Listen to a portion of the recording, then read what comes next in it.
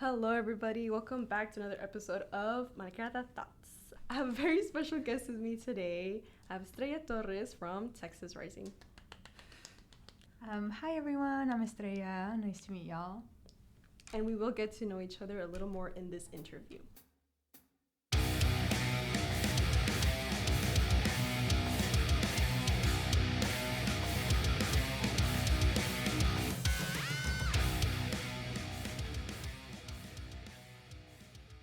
A little background. Estrella is the regional program coordinator for the Brownsville chapter of Texas Rising. Texas Rising is a project from a bigger organization called Texas Freedom Network. So, can you tell us a little bit about yourself? Where are you from, and what would you say is your favorite RGV slang? Yeah, for sure. I'm from Brownsville, born and raised. I lived 5 years in Matamoros, but I'll never let that go. Best 5 years of my life. But it's great. We still live right here, 5 minutes from here.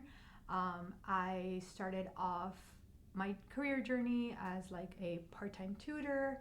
I've done education as a teacher, and I've also done like some paralegal work. But within all that, I ended up getting my bachelor's in history and political science. And then I got my master's in public administration. I just graduated this December. Okay, flex on them, flex your education. Yeah, well, yes. the money to it, you gotta. And so, yeah, I think like it's been really like a wild journey when I tell people like, yeah, I've done education sector, I've done like the law sector, and I did a little bit of like campaign work for a little bit, and now I've landed in the advocacy area. In my free time, I am a writer. I write a little bit. I mostly do short fiction and occasional nonfiction and some poetry. I'm trying to get into poetry. It's really hard. No one told me that writing poetry was probably the hardest thing. And then my favorite 956 slang. I don't think it's a slang, but I love it when people say like, I don't know, the tongue thing. Do you want to do it together? Just at the end of every sentence, I don't know, I just mean like, this guy. We're so unserious. So unserious, and I love that about us. Yeah. Joy is needed. Thank you so much for sharing that. I'm honestly so in awe at the multifaceted like talents that you have, and because I only knew you from Texas Rising. Yeah. I was like, who's that girl? But now you tell me, oh, I'm a writer. I used to be a teacher. Like, just that's so amazing and like just awesome. You're doing such an amazing job. All right. So the next question I have for you is about Texas Rising and Texas Freedom Network. So as I mentioned a little earlier, Texas Rising is a project of Texas Freedom Network. Could you tell me a little bit about these organizations?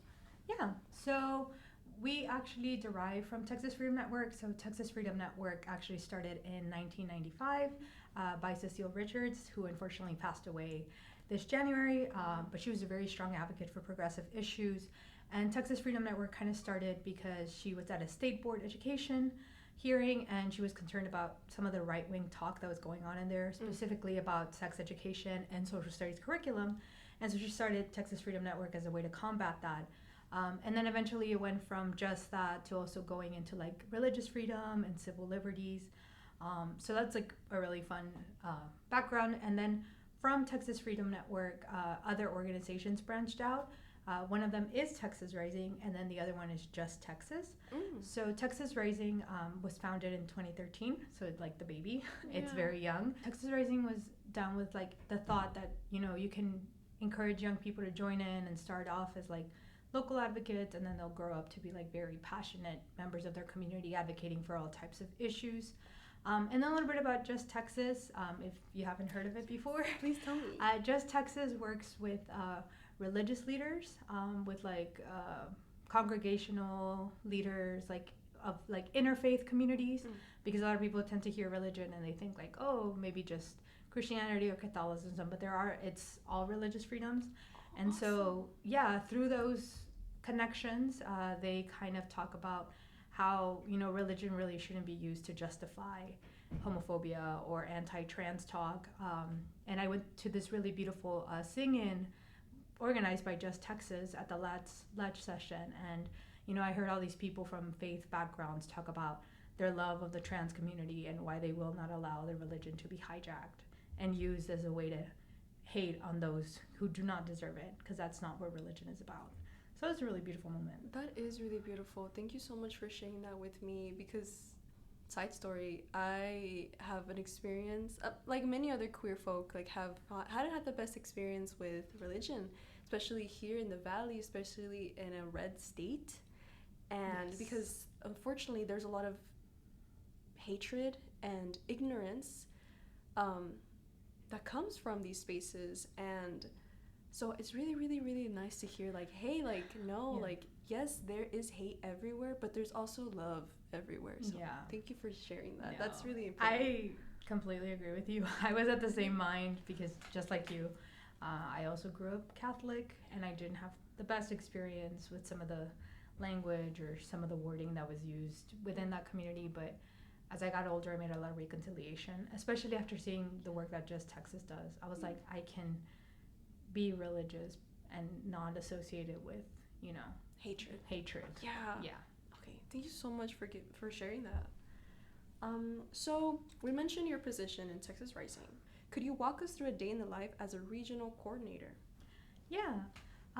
So we are based in Cameron County, but I will say most of the work we do is in Bronzeville, because out Lear, it's kind of hard to reach to Harlingen, because there's no college campus. Because like I didn't think I mentioned it, but we're largely based on college campuses. Mm-hmm. So when I first started with Texas Rising, we only had UTRGV Bronzeville.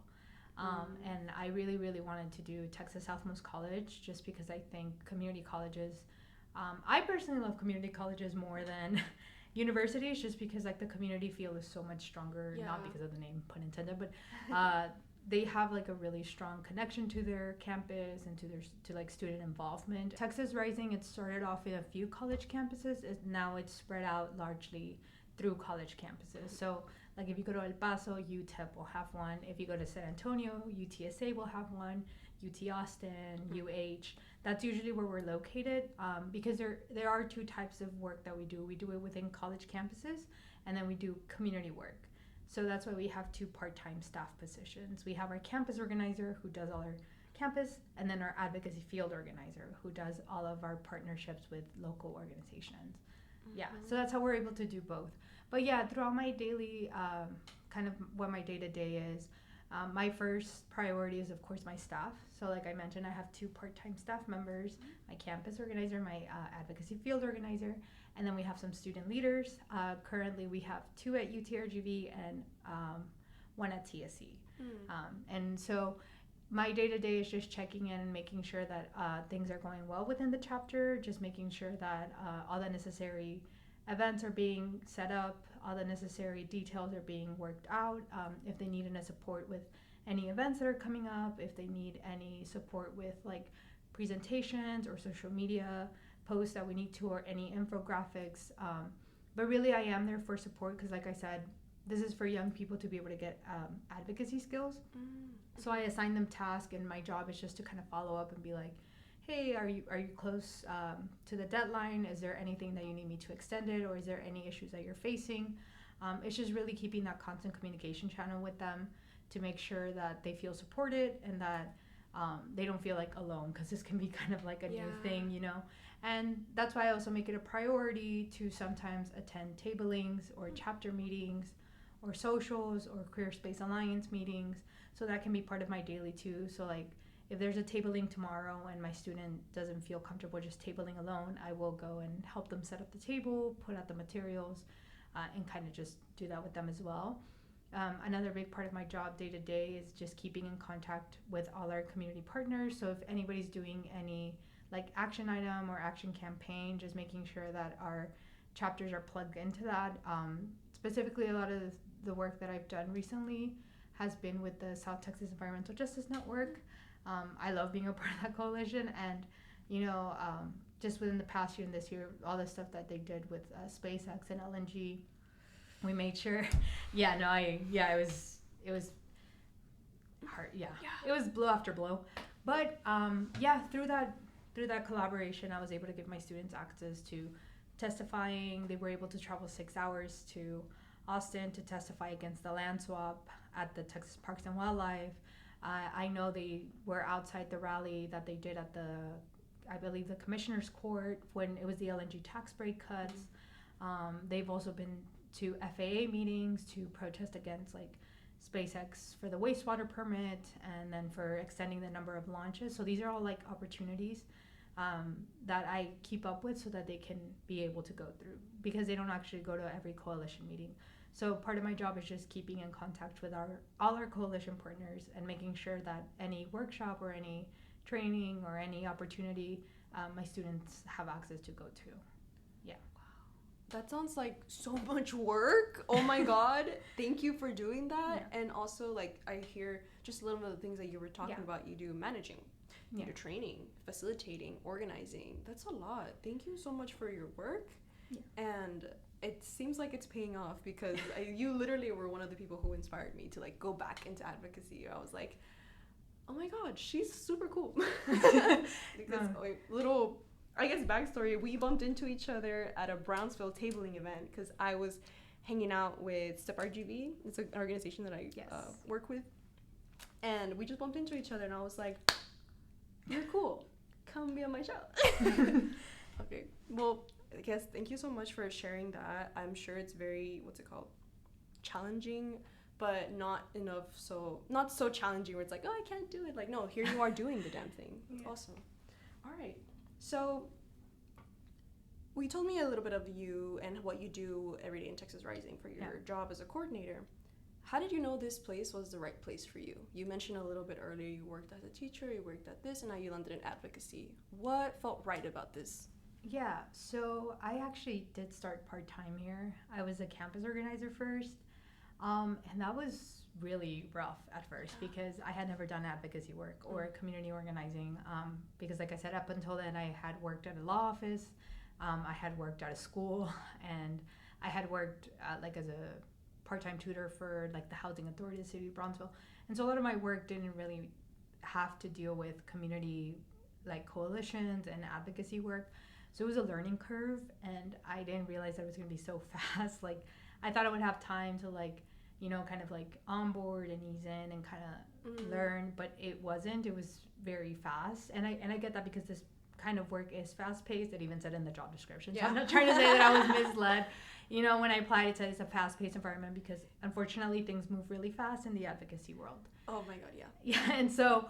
yeah, I was like flying by the seat of my pants. I was, you know, the first few months were kind of rough because I didn't really know a lot about advocacy and all the issues that were going on. So I took that time to really learn, to like educate myself, to take the time to like read up on all these things and to just kind of delve myself into like local organizing. And it paid off, you know, little by little. The first big thing that I'm really proud of, and probably the thing, you know, that saved my job back then is the trans visibility event that takes place every November. And I remember this was like the first big campus organizer thing that I did, because before then I was just kind of taking on tasks that I was assigned. And so I wanted to do a vigil, and we got to do a vigil here at the library. We put you know, all the lives that we unfortunately lost due to violence, and unfortunately we just lost, you know, somebody very tragically. But that's why I wanted to highlight it. We did that. We did the vigil upstairs. Then we did like a media, kind of like a social media blackout week featuring like trans visibility folks. And then we went on to do a lot of tablings throughout campus, just letting people know, like, you know, if you're not familiar with the transgender community, this is a good way to, like, you know, kind of take that first baby step at least. And we had a lot of people who, you know, were very open to it, who maybe did not know a lot of the terms. I mean, we were teaching things like how to respect people's pronouns, like how to not dead name people, like what topics to not, you know, bring up to somebody who is trans. And so, yeah, that was the first time that I felt like I was actually doing, you know, a good job. And ever since then, I believe this is going to be our third year. And now we celebrate every November. We make sure that and it's our big one, and students remind me, you know, every year they're really excited to do, you know, Trans Visibility Month, because they're like, you know, this is the first thing that we can every month for sure put aside that time to focus on such an important issue. And it's an important issue that matters to all of us in the chapter. And so I think after that I felt a little bit more grounded. I felt like I need to stop being so harsh on myself and kind of give myself that room to grow and like make mistakes. And so that's when I started to feel like this was the type of work that I wanted to do. You know, once I started to see that it was not about like perfection and knowing every single thing, but knowing that like the people in my chapter were like genuinely excited to engage with this type of event, and that the people that, you know, we interacted with were learning something, you know, learning something that they never knew before. In a space that is free of judgment. Yeah, and even though so we had like this game. Sorry, I was on a sidetrack a little, but we had this game, and we had like little cards that had like actress, musician, athlete, kind of to show like, you know, trans people are everywhere. But this one jazz musician from like the 1930s looked like JFK to them, and they just kept saying like, that's JFK, and I was like, I fear not, I fear JFK was not trans. I would, you know, I would have supported him if he was. He was, but I don't know him like that. Yeah, you know, and it was really I guess funny. We'll never know. And it was just really conspiracy theory for those out there. It's just, but it's funny, you know, because to them it's like they don't know these people, and they're like, I remember the composer who made, I believe it was for A Clockwork Orange and Doctor Who theme, like she was trans, and I didn't even know that, but I learned that after that. And so people were like, wow, she's an actress, he's a writer, he's an athlete. I didn't know these people, you know, because to them they've just been sold like this narrative of like, oh, like a very insidious dark narrative. So when they start just seeing like, you know, these are people who have made such an impact on history, on music, on art, on like anything like social justice movement. So yeah, that's when I felt like I want to keep doing this, because I feel like, you know, when you reach, even if it's one or two people, it's just a really impactful moment that you get to share with them. Thank you so much for sharing that. That it resonated with me a lot, because you mentioned like, oh, I felt like I knew I was on the right path when I was engaging with community, especially the queer community, especially the trans community. Yeah. And you talked a little bit about pronouns. Again, a little bit sidetracked, but I've noticed that on the page for Texas Rising, your pronouns are she, they. Yes. Would you mind sharing a little bit about that and how you came to that conclusion? Yeah, for sure. It's been like a really weird journey for me, because I mean, I think the first like actual label that I put on myself was bisexual. Yeah. And I think a lot of people, you know, and back then, because I'm 29, I'm almost 30. And I tell people, like, back then, bisexual representation was ass. I'm so sorry. Yes. It was just, it's the worst. Like, we were cheaters, and we were always asking people to be in thruples. Like, it was, oh yeah, you know, messy. And, I mean, when I first really knew, I was, like, in 3rd grade, you know. But it wasn't like people think. It wasn't like I was, like, so awake, and I was like, I was just like, oh, I like this boy, I like this girl. Yeah. That's it. I didn't know the word for it. Yeah. Because people keep telling me like, oh, like, but how did you know? And I was like, but that was just, you know, that was my thinking. And then as I grew older, I just kind of felt like she, her was very limited. I just didn't feel like, you know, there was anything particular. I felt like it defined me too much. Like, I don't know, like people really put a lot of emphasis when it's like she, her, they expect you to fit into a very narrow category of like feminine attributes. And I always felt like it limited me. Not that there's anything wrong with like, you know, like feminine kind of like, not attitudes, how do you say it? Like aesthetics?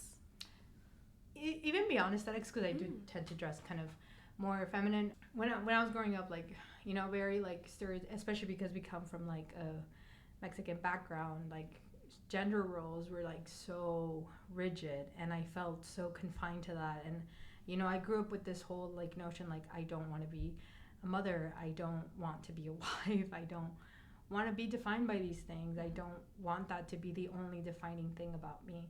And so I felt like I chose she, they, because I feel like this is not what I wanted people to only see me, like a future mother, a future wife, which again, there is nothing wrong with that, but that's not who I am. Yeah. And I felt like when I moved towards that label, people were more open to like seeing me as me, like as Estrella, as a person, rather than as, you know, just by my reproductive organs. Exactly. You know? So I feel that way. Yeah. Thank you so much for sharing that. I hope that resonates with a lot of she days out there, because yeah, like the more like I talk to more femmes, the more I talk to more women, the more they tell me about, like you said, the limitations that are placed on them. And some embrace the fact that they, you know, can be a mother, the fact that they can bring life into the world, the fact that they can be very delicate and can have a lot of nurturing attributes to them. But that's just one of the many things that humans are capable of, humans with uteruses. Because and even though like some women have uteruses, or some people are born with like uteruses and female parts, it doesn't always mean that it's guaranteed to give life. It's not guaranteed. Yeah, you don't. Yeah. And so why, you don't have value then? Like what? I mean, I feel like I had a crazy interaction at a university level, mind you, which is crazy, but during my UN class, I came in early to class, never made that mistake again. I'm not the UN. The UN? Not the UN. Model UN. No, is it bad? Yeah, well, political science is, first of all, a very contentious major to get into. All the neoliberals. Yeah. And so I walked in and I sat down, and this classmate, I mean, he seemed normal before then. He didn't really strike me as this, like, you know, very alpha incel type of guy. But they never do. He approached me and he was like, you look like those kind of women that don't want to get married and want to have kids. And I was like, you know what? Thank you. I curated that vibe very specifically. I spend years. I can't even believe I give off that vibe. That's amazing. Yeah, to you're know like, that. that's what I want. Yeah. And so I told him like, oh, I mean, sure. I mean, I just played along with it because I was like, yeah, I mean, I don't really want to. Yeah. I was trying to be like civil about it. You're right. And he was like, no, but you don't understand. Like, as you get older, your womb, it will ache, it will hurt so bad because you want it to be full. he's like, you want to feel it? I was like, this is the most, like, wild. What? Yeah. And so I was like, these are a future UN. No, probably. He was studying to be a politician. Oh my god. So he said, like, he's like, don't worry, you're just still young. And he's like, and then you're going to want a husband because then you don't want to end up like an old, I guess, like a hag or something. And I was like, okay. And I was like, because he was very, like, alpha-like. I was like, okay, so you think that's, like, marriage and kids, right? I was like, well, do you have, like, a wife? And he's like, no. I'm like, well, do you have, like, a partner? And he's like, no. I'm like, someone you're interested, someone you're dating. He's like, no. And I'm like, so you're failing by your own standards. Yeah. Like, you have failed to find a mate. Oh, like, you don't understand. I'm a man. You don't understand. He's like, it'll happen for me automatically. I was like, do you think like you get assigned a woman at a certain age? Like, yeah, I don't know. I guess he thinks that. He's like, after 25, like, because he generally thinks that, like, after 25, I don't want this guy anywhere near high schools, but he says after 25, like, women start seeking, like, mates. Or mates. He said mates, but my it was like Omegaverse fiction or something. But he was like, still living in like jungle, like yeah. times? And so I feel like just all of those interactions. Caveman times? How yeah, all those interactions. Just again, that's why like they. Sometimes I just I feel like it feels like it carries a lot. Like they just see that you walk in and they see an empty womb, and that's wild. It's the worst. Yeah. It's the worst. Oh my god, thank you for sharing that. I am appalled, but thank you for sharing that. Yeah. Oh my goodness. No, dude, have your parents ever told you like don't lift anything too heavy or your womb's gonna fall out? Oh, my mom already thinks I'm too old to have a baby. She's like, you're reaching, because I'm almost 30. So she's like, oh, after 30, it's like a geriatric pregnancy. And I was like, after 30? Oh, I mean, maybe it is. But Save our senoras. Please. I don't want sex education, please, now for senoras. So I was just kind of like, I mean, if it's not meant to be, like, if all my eggs died, that's what the world wanted. That's what God intended. And honestly, I don't want to pass on whatever is going on up here. I have way too much. Yeah, like, why would I, if I know I can't take care of myself, why would I sacrifice my body to help and raise someone else? Like, that makes no sense. That's very irresponsible on my part. Yeah, so I don't want to tell anybody over there who's like over 30 that you're geriatric, by the way. Like, you have time. Like, I'm not encouraging teen pregnancy or... Yeah, no. Yeah, you have time. Did you know, actually, fun fact, that women who give birth after 30 tend to live longer? Oh, okay. I'll bring that up when I get home. It's true. I'm definitely bringing it up. It's very true, because a lot of pregnancies have happened when women aren't completely mature yet. Yeah. Their little brain, they're not little, but their brain hasn't developed fully enough to handle a pregnancy, to bring life into the world. That's a big fucking deal. It is. So, like, don't rush us. Oh my god. Oh my god. I'm again sorry. The womb. You're fine. Okay, the womb will ache for for it to be filled. That's the most disgusting word I've heard, but it's fine. I don't even know. And like I said, these are a future UN seats. Go Valley, I guess. Okay. Okay, but this is why we're here. This is why we're doing this. Let's spread the word, all right? Thank you for sharing. Okay, so you talked a little bit about what your day in a life is as a regional coordinator. You talked about why you thought this was the right place for you. Mm-hmm. Can you tell me a little bit about how many chapters there are here in the Valley for Texas Rising? Yeah, for sure. So like I said a little bit earlier, we have a chapter here in Bronzeville. We have two. We have the RGV Bronzeville team, and then right across we walk. And then TSU is right there, Texas Southmost Community College, so that's two.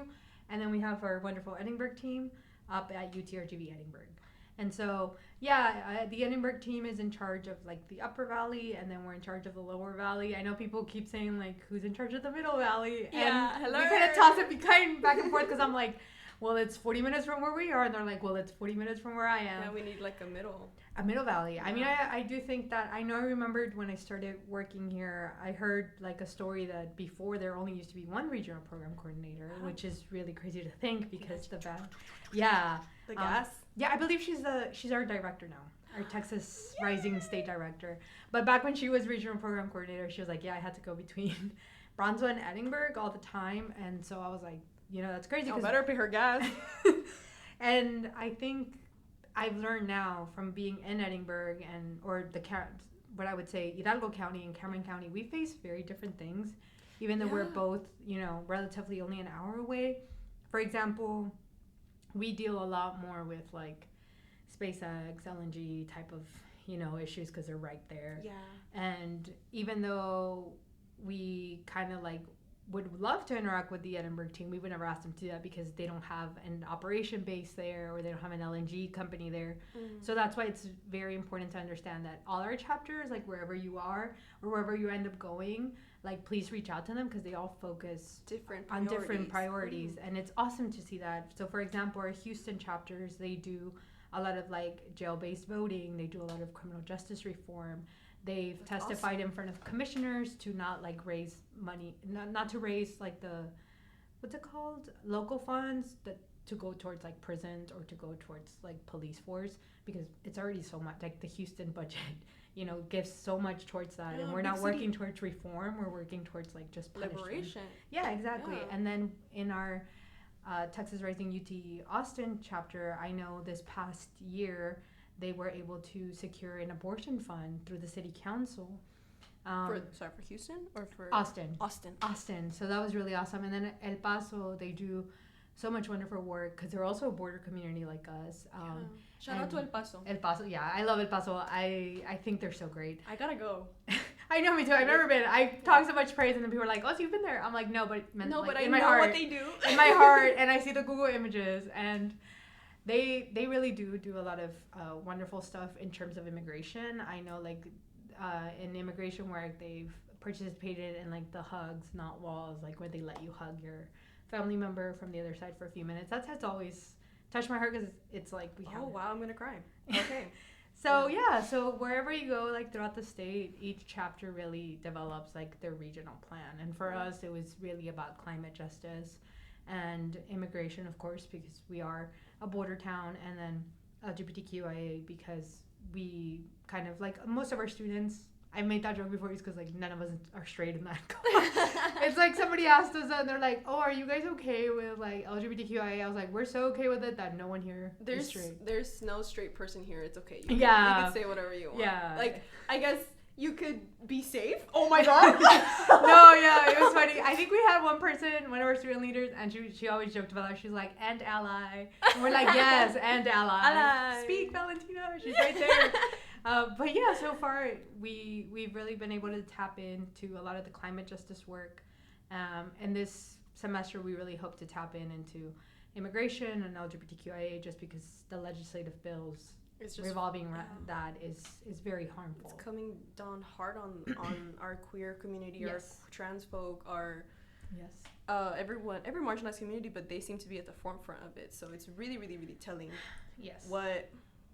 who they're using, what marginalized community they're using as their scapegoats this time, and it's immigrants and trans folk. Yeah. Women, it's always been a thing. Like, we already know, but like right now, damn. Yeah.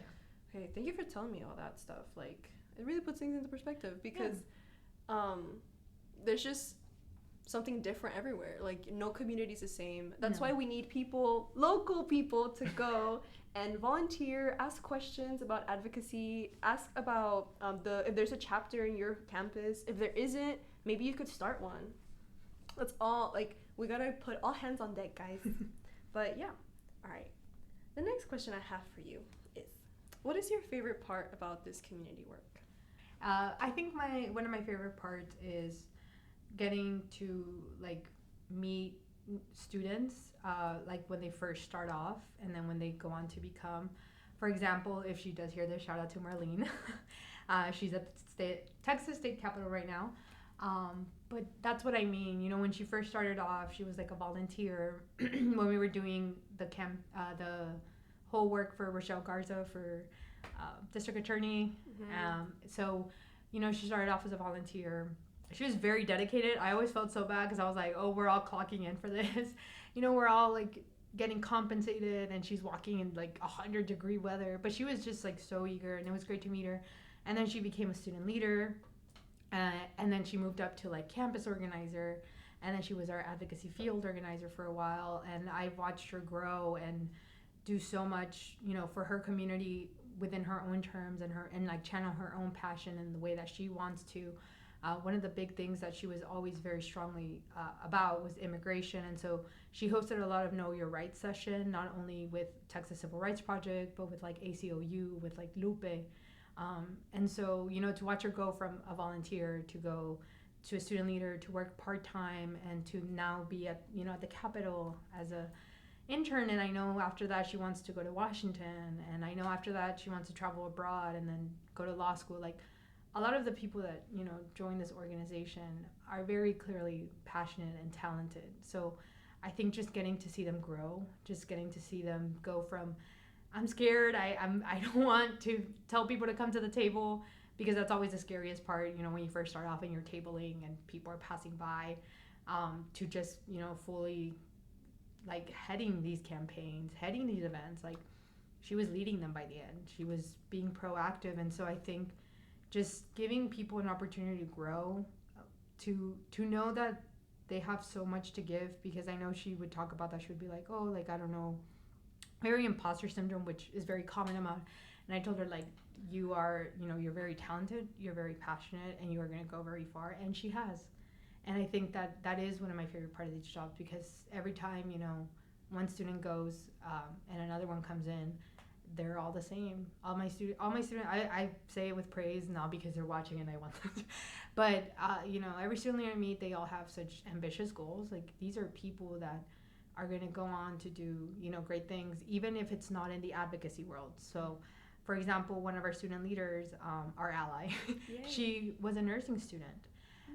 But she was so tapped into advocacy work that she saw like how interconnected it was. So when that whole thing came out that Greg Abbott wanted to like, or that whole Texas thing that they wanted people to identify like at hospitals, whether they were undocumented or not. That was crazy. You know, she was like, no, like it's a Hippocratic oath. We are not, you know, she was very like passionate about it. So you can clearly see like, even if it's healthcare, we want people like that there. We want people there who are protecting LGBTQIA folks. We want people who are protecting undocumented folks, like, because they have empathy. And not everybody in healthcare has that. I know people have that misconception that because if you go into healthcare, you automatically, and that's not the case. So to be able to, you know, for her to do that for about like 2 years with us and to learn all this stuff, because she was always talking about how she didn't really do any advocacy work before this, and her experience with Texas Rising really changed her outlook on how much things intersect, especially with healthcare, not just what I mentioned, but also like abortion care and like HIV and AIDS. So that's what I mean. Like, they all have already such a good starter base. So when you add all these things to it, they go on, like when they leave Texas Rising, they go on to do really good stuff. That's amazing. So what I got from that is you love witnessing the people who you take under your, I guess, training, management, mentorship. You see them grow from chiquita to chingona. Yeah, no, yeah, they kill it. Like when they're first, they were all so shy, and then like at the end, they're shouting like, "You come here, like you're gonna get registered today," you know. That's so crazy because that is what education and schooling is supposed to do. But so often the education system, especially in Texas, it breaks us down. Yeah. It makes it so that we think that, oh, like you want to be creative, you want to be advocating for this and this and that, like you're not gonna make any money. And that kind of speaks to like what you mentioned, like healthcare workers. Majority of the people, every time I talk to a nurse here or a girl here, like, what are you studying? Nurse, healthcare. Because that's where their money is at. But is that where their passion is at?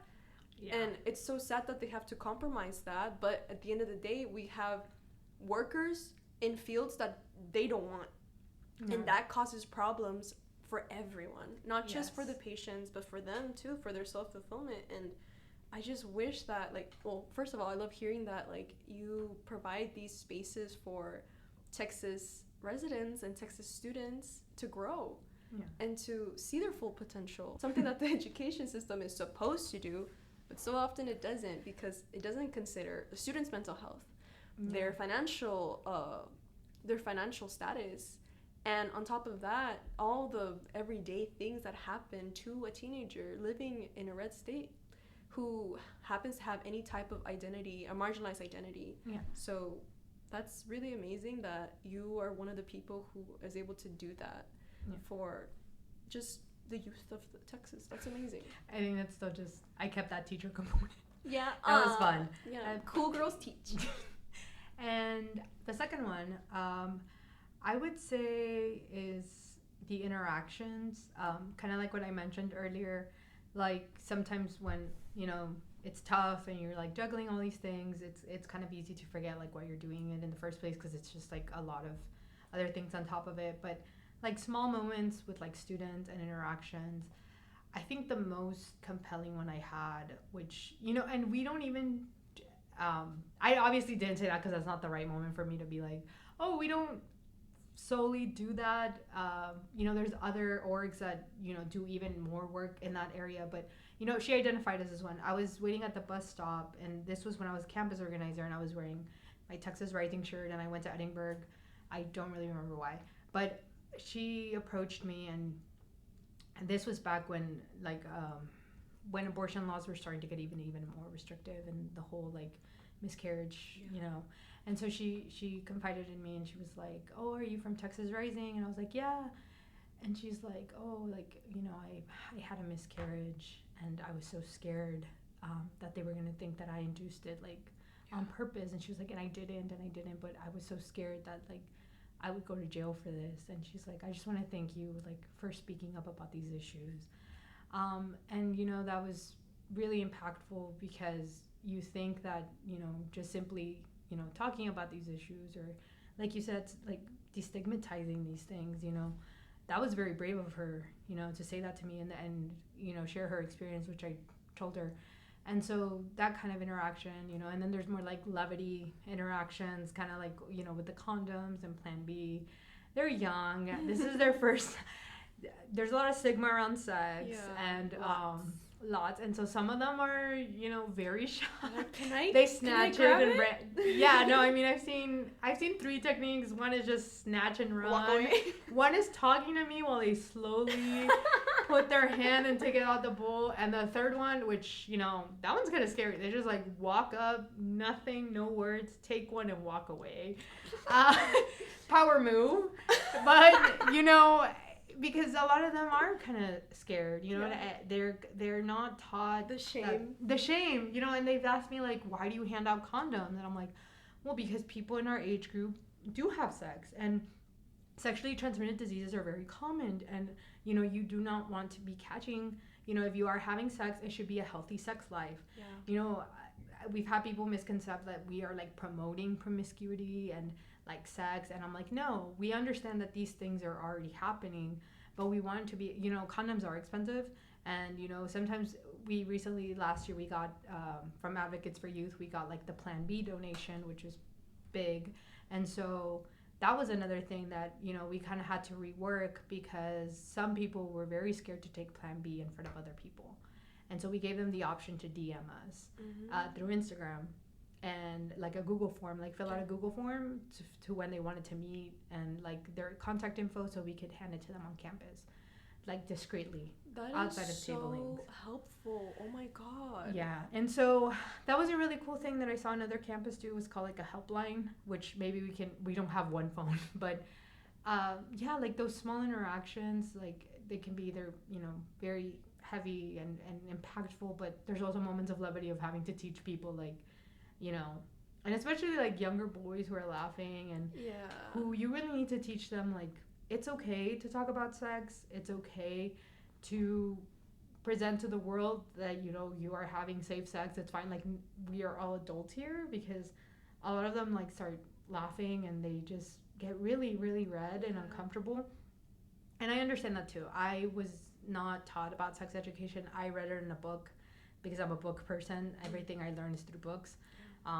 And so, yeah, like those interactions, as well as like any students who are, you know, they talk about their experience growing up like LGBTQIA in a very like society, you know, and like a community maybe sometimes that isn't so accepting in their terms, or within their own family.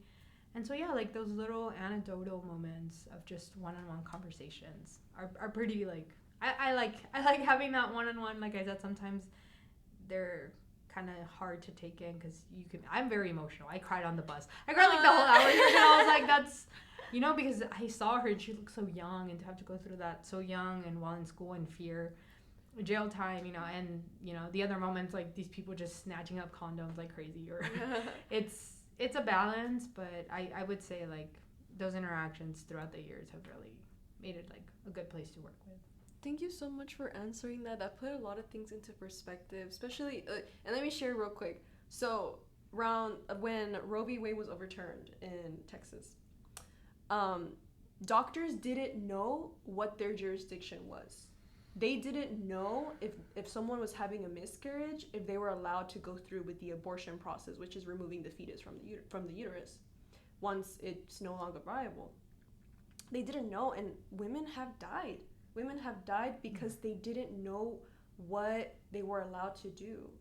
And when you mentioned that, I was just like, imagine all the girls who are dealing with something like that. Yeah. Because, and it's not only like, it's not just put the responsibility on women, because a lot of folks who are engaging in sexual activities, the people who have the ability to penetrate, they are not taught that they should always have a condom. They are not taught that at all. In fact, they are even told that it's okay to not have safe sex, that it's better that way, that you are more, that if your partner, it's more pleasurable, that if your partner allows you to do that, it means that they love you more. Like, we are all fed this false information that does nothing for anyone. And a lot of femmes, a lot of women are being pressured into having unsafe sex by their partners, and that is not talked about enough. It's always blame the women, it's always blame the person with a uterus, it's always blame the female for everything, and it just makes no sense. And I understand why it's such an emotional topic. And I'm glad that you were there, and I'm glad that you got to hear her story. And that's pretty fucking heavy. It is. I'm getting mad. Next question. You're good. Okay, we talked about your favorite part of community organizing. What would you say is the most challenging part? I think it's different for everyone, honestly, because for me, I am not like a super social person. Maybe it doesn't come off that way. Everybody says that, they're like, that doesn't come off. But I have like social anxiety, and I'm not very social. So I knew when I started this job, it's a lot of it's in the name, community building. So a lot of it does have to do with like meeting people and making connections and networking, and constantly, you know, having to put yourself out there. And that fear of rejection has always been like my number one, I guess, enemy, because I'm always so scared of like proposing things to people, because I'm like, what if it's like really lame? What if it's not even a good initiative? Or what if it's like not a good event? Or what if it's not? And so like that anxiety really takes over you, because like I mentioned earlier, like that social anxiety that I have kind of like gets inside my head, and then I'm like, you know, how do I approach these people without seeming like it's just transactional? because I don't ever want it to feel that way either. I don't want it to be like, what can you give me and what can I give you? Exactly. Because that's not what a partnership is, or even collaborative work. It's about having like a connection that stays long after you've done an event, long after you have collaborated. It's always being able to reach out and be like, hey, remember me from yeah, well, yeah, kind of like that.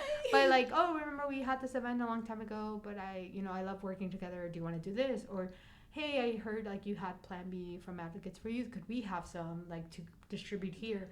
It's just having that trust. And so I do feel like that was the most challenging part of my job when I first started. It definitely still is, because sometimes I already know people, so sometimes it's easy because I walk into a space and see similar I've faces. noticed that organizers are very social, so I'm very happy about that. I do not care, because they always approach me and they're like, hey, Estrella, and I'm like, oh, thank God, because I was not going to do it.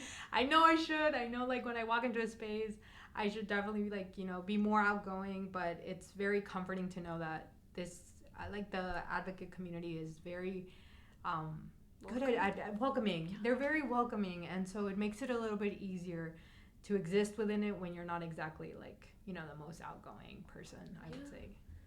Thank you for saying that, because I feel like that's an issue with so many people who are wanting to start their little advocacy community building journey, but they're like, oh well, but I'm shy and I'm nervous and what if I say the wrong thing? It's like, it's okay, there's room for improvement, because I think all those organizers have been there before, right? Yeah, it's like the baby organizer world, and then you kind of, for me, it's just getting beyond my thought. I'm like, okay, I need this event to happen. Like, this is not about me right now. But at the beginning, it's very much because you are being like, hi, my name is, I know we've never talked before, but I just started working here, and so I try to give that leeway to, like, my part-timers who are starting new. I'm like, hey, just go to one of their events.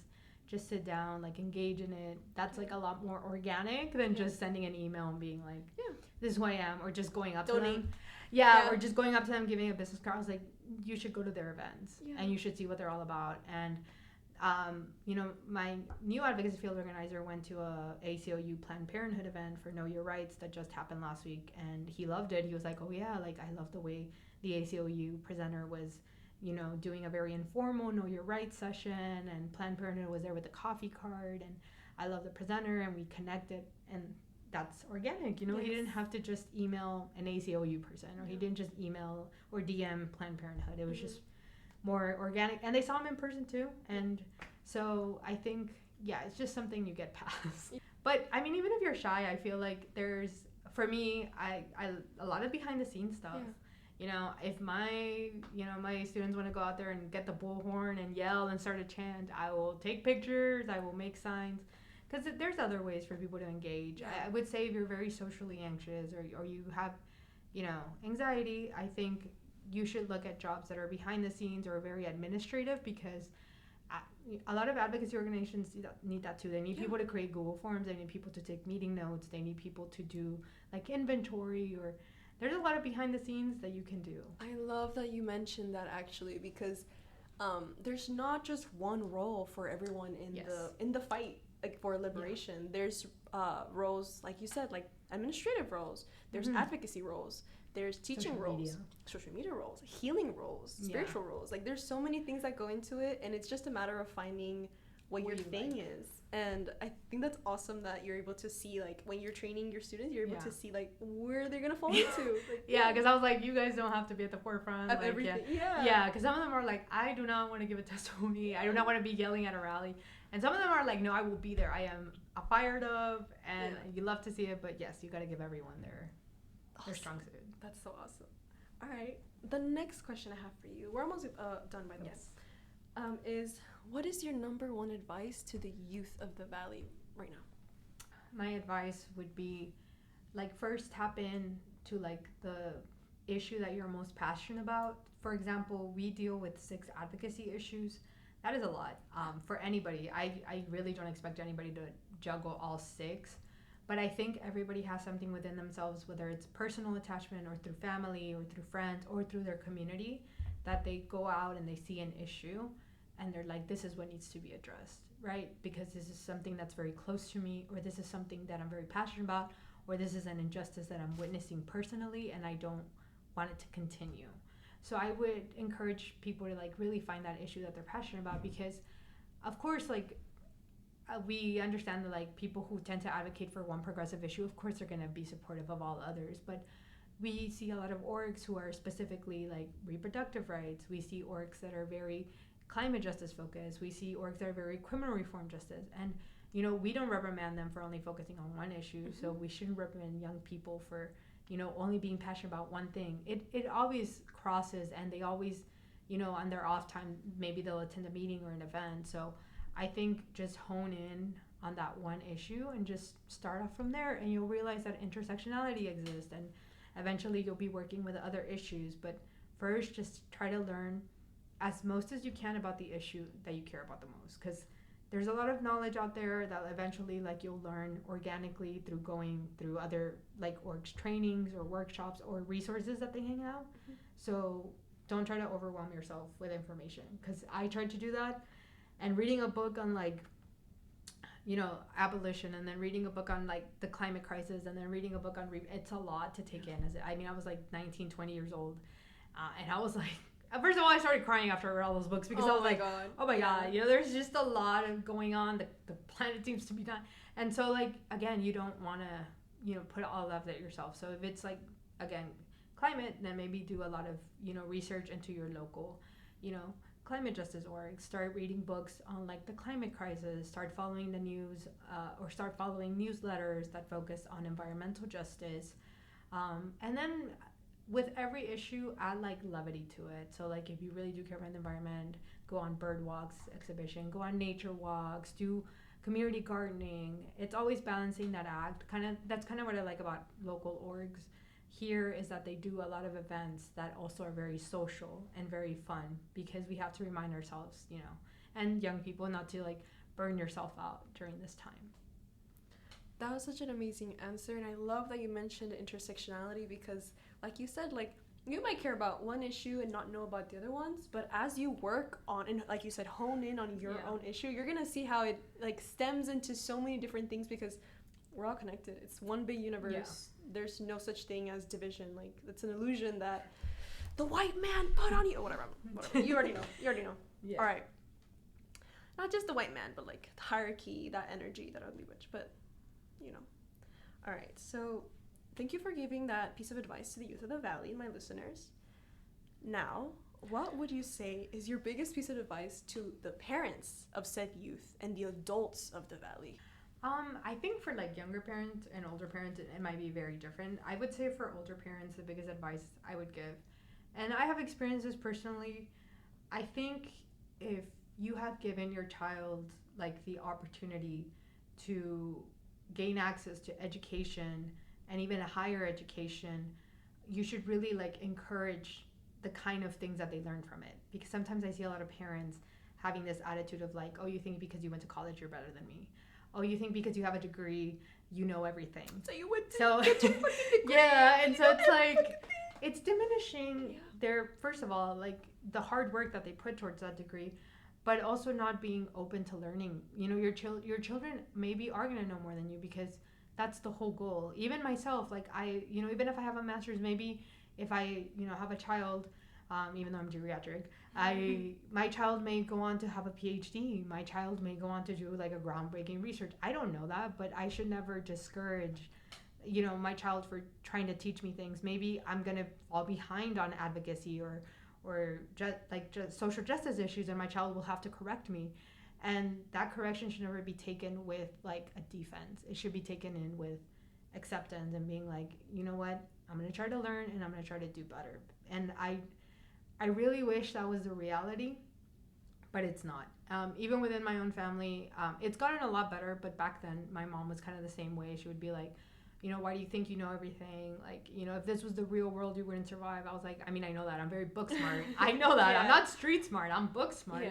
But that does mean that I do know some stuff when it comes to policy, you know, because she would bring up like policy work, or she would bring up like legislative work that she would hear on the news that was like not correct.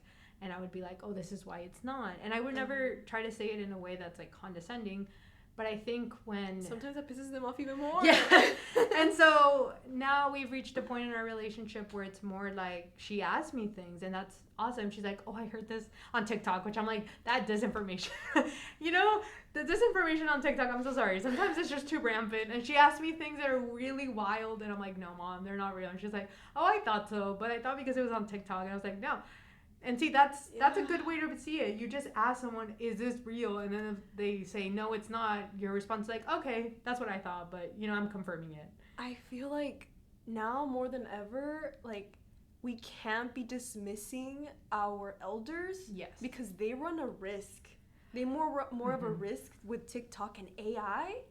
Because they're, like, the people who are behind these things, they want to pry on them. They want to see who falls for it, to see who's scammable enough.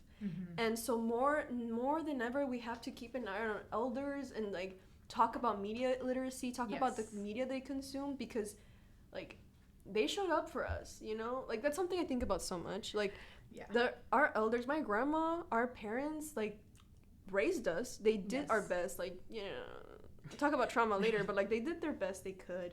I need to give them grace for that. And now they're so vulnerable at a time where they don't know what's going on. We grew up on computers. We grew up on all these things. I'm sure they feel so lost and so neglected. And that's why these little cathartic little bigotry politicians, they're like, that. And then, you know, Facebook getting rid of the fact checker didn't help. That's insane. And X did the same thing. And so I think I think now we just talk about it more openly. Like, it's our dinner talks are kind of like bringing up all these things that she read on the news or heard on the news or maybe saw on TikTok, and then me just kind of going through it and explaining them. So I think just being open to your children, like knowing a little bit more, and that's a good sign. If anything, take that as a sign that your child is very empathetic and very connected to their community and is trying their best to not only protect you and your family, but like the community around you who are also like your friends, you know, who are also the people that you work with. So it's kind of just being open-minded. And then for younger parents, I would say, you know, it's going to be like a tough world right now for children, especially, you know, because there's things passing. If your child does turn out to be LGBTQIA, there is a lot of attacks on that. So keeping that in mind, I've met a lot of parents who are very supportive of their child who is LGBTQIA, but unfortunately, you know, laws are kind of impeding on parental rights. And then, you know, the vouchers are coming up and people are speaking on how that would, you know, take a lot of funding away from public schools. And so I would just encourage parents to really be active in your activism work as well, because it's going to affect your children, you know, whether it's through public school or their curriculum or the funding that nutritional and health programs receive. I think you have to look at the bigger picture. If you want your child to grow in a world that is, you know, inclusive, that has the proper like resources, that has the proper education, then you need to also, you know, step up and speak about these things, because eventually they're going to impact your child. So that's something that I would say to them. Yeah, we don't live in a bubble. No. We don't live in a bubble where if you raise your child a certain way, that means like they're only going to know that. Like, no, they're going to go into the world. They're going to make friends, possibly queer friends, possibly friends from different marginalized backgrounds. And what? You're going to tell them, no, like that person is awful and don't hang around them anymore? Like, no, that's cruel. And yeah, that's just something I've been thinking a lot lately, like just the future parents and how that's going to work. I think, they just, living in a world with all kinds of identities, it's just learning to be accepting of all. Yeah, thank you for the answer. Yes. And one of the last questions, the second to last question I have for you.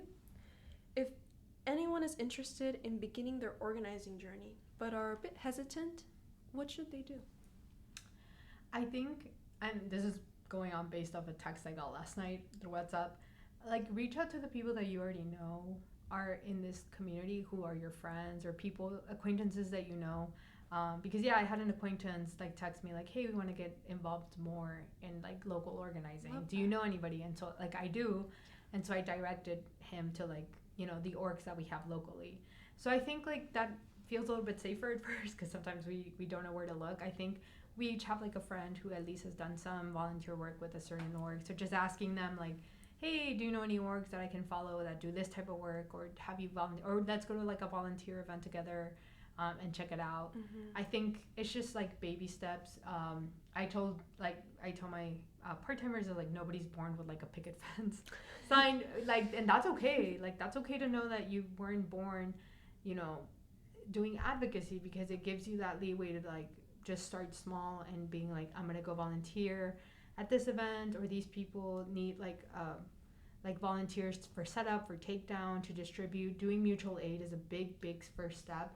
I always recommend that first, because although, you know, advocacy in within political context is important, but nothing's more important than your community. So I think mutual aid is probably the best way to really get that start, and then you kind of through there grow, I feel. I love that. Yes. All right. And the very last question I have for you is, if my listeners want to find Texas Rising, or maybe find you, where should they go? So we do have an Instagram. It's called Tex Rising RGV, and then we have our TSC campus one, which is Tex Rising TSC. So those are the two. I think we do have a Facebook, but we don't use it, and we don't use X anymore. But Instagram is the one place that you can find us. And if you ever want to email me about any like events or wanting to volunteer, it's estrellatorres @tfn.org. And don't worry, everything will be in the show notes. Yes. All right. Okay. Very, very last thing I have is, do you have any shout outs that you want to do? Maybe this creator online helped me a lot. This page online helped me a lot. This book I read was really eye-opening. Any shout outs, anything of the sort? Ooh, I'm actually reading a book right now. Okay. Yeah. So one book that I recommend I'm reading right now, it's called Down Girl. It's The Logic of Misogyny. It's by Kate Manne. It's really great. So far, what I've read so far, it's really distinguishing like the difference between misogyny and sexism, and then trying to redefine misogyny, because apparently, you know, we have a very naive conception of misogyny is, and that doesn't help our cause, because a lot of men try to downplay it. They're like, oh, that's not misogyny.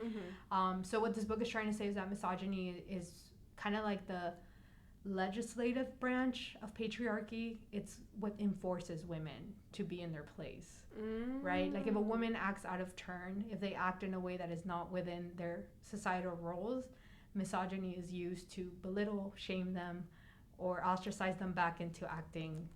That helps so much as a poli-sci major. That helps so much. And then sexism is what did they call it? The judicial side. So it's like the one that reasons why sexism exists, right? So I think one really quote that I like from this one, it says, sexism wears a lab coat, misogyny is a witch hunt. So sexism is a way that men reason as why women and men are different. Yeah. Sexism reasons. Women are from Mars, men are from Jupiter, whatever. And then misogyny is like basically, Thank you for that. I'll definitely be checking that out, and I hope you guys do as well. All right, guys. Well, that's all I have for you guys today. Thank you so much for being on the show. We appreciate you. I'm so excited for all my followers and listeners to check out this episode, because oh my god, I've been wanting to talk to her ever since I met her. So, yes, and yeah, that's pretty much all I have to say. So, thank you for listening, y'all. This was your host, Zadria Knives, with Estrella Torres, signing